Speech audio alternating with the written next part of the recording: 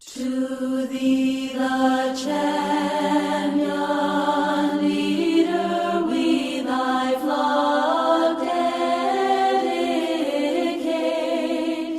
a feast of victory and of thanksgiving, as once rescued out of sufferings, O Theotokos.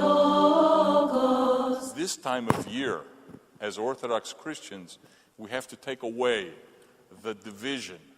We have to take away the suspicion. We have to take away the hatred of each other. In your house, in your neighborhood, in your church, in your town, in your state, in this region, in our country, in the world. Can you imagine if peace broke out everywhere? And we turned on the TV in the evening and they said, nothing to report. No one killed anyone. No one stole anything. No one broke into anyone's house. Amazingly, marvelously, incredibly, miraculously, all guns were silenced across the globe. And peace broke out everywhere. And people who were enemies of each other hugged and kissed and had a drink in celebration. This is what we pray for in the petitions. For peace in the world. It's not an abstract idea. We want this. And yet you see how impossible in our eyes it is to reach. But we have to continue to ask God to deliver this peace. I want to see it one day before I die. That Bill O'Reilly's talking points are love. Love broke out. There was love, love, love. Oh yes, and there was love. This is being Christian. This is what Christ taught us. This is what his mother was constantly telling us in her quiet way.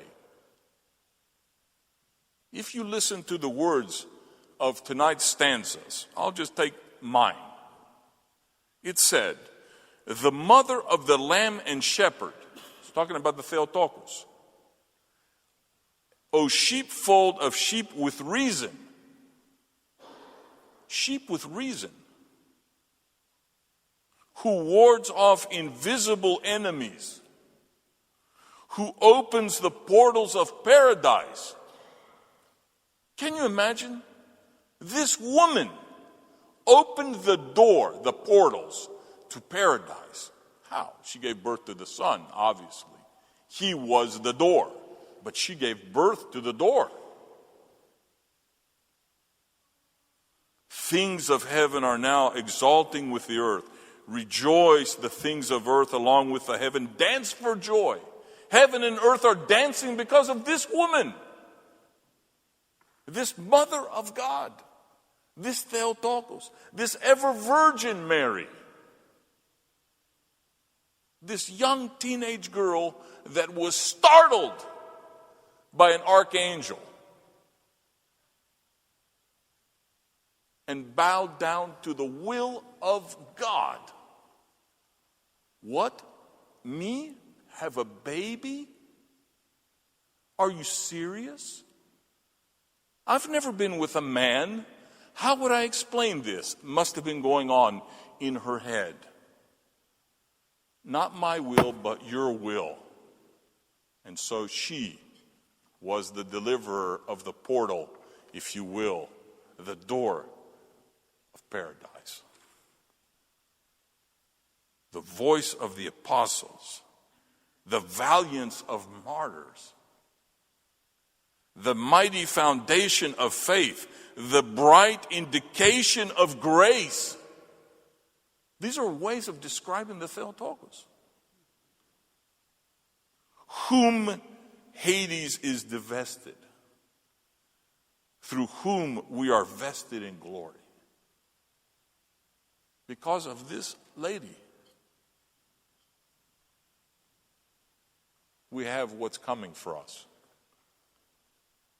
Christ. Of course, in the church, time is kind of a bizarre thing. We have Christmas, and 8 days later we are circumcising, and a few days after that we're baptizing, and he's 30 years old now.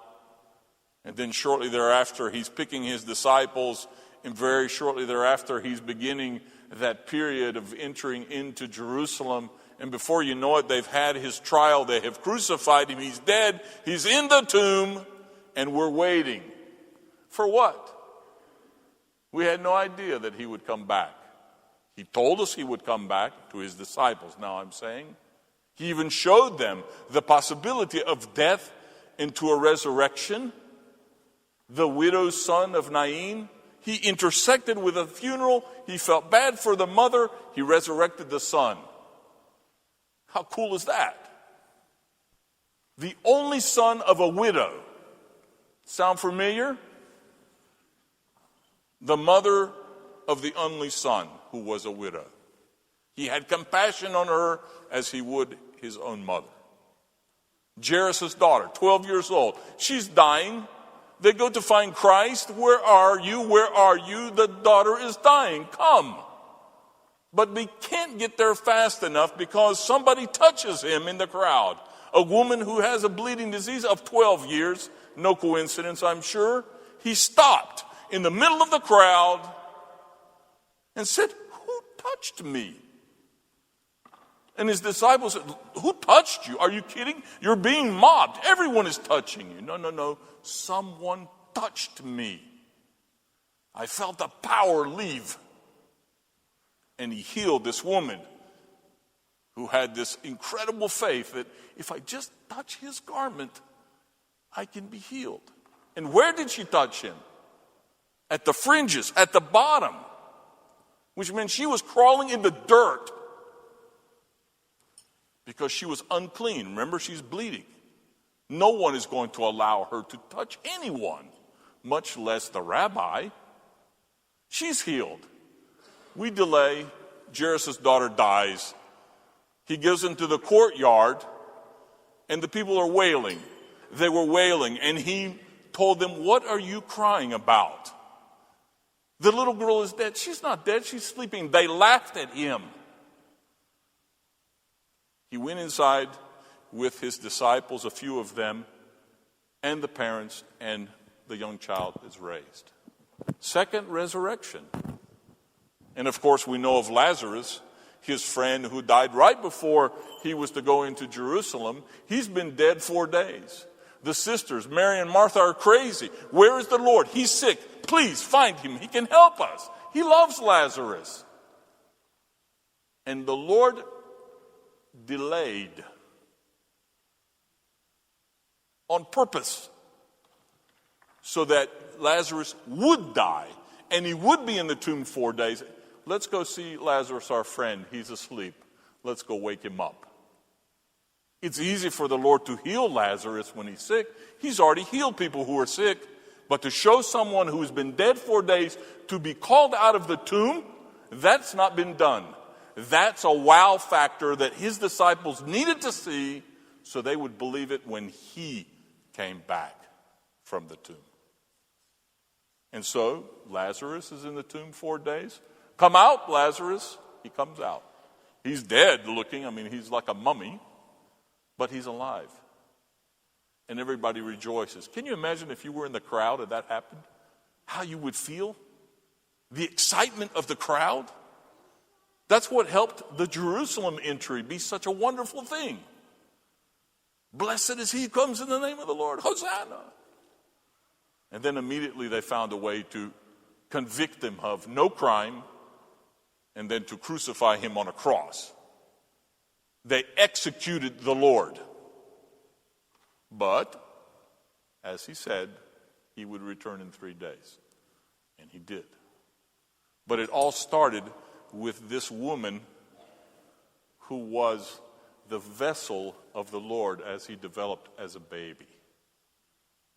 That's why she's so special. Rejoice.